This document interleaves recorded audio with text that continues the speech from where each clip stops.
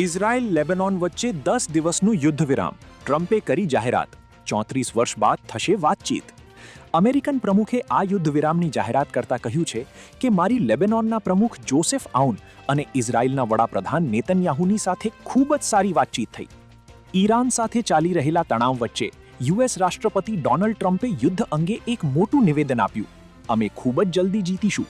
Iran પાસે કોઈ નૌકાદળ બચ્યું નથી. 158 જહાજો સમુદ્રમાં ડૂબી ગયા છે.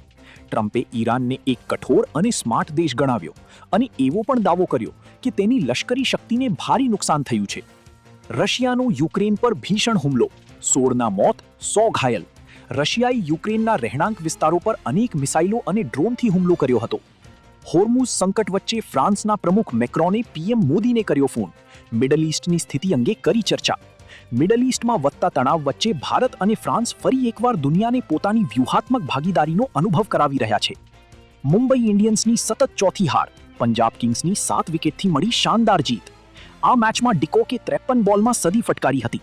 મુંબઈએ 195 રન બનાવ્યા હતા, પરંતુ પંજાબે 196 રનનો ટોટલ 17મી ઓવરમાં ચેઝ કરી લીધો. પંજાબની ટીમ પોઈન્ટ ટેબલમાં ટોપ પર આવી ગઈ છે. પંજાબની ટીમ આ સિઝનની અત્યાર સુધીની એક પણ મેચ નથી હારી.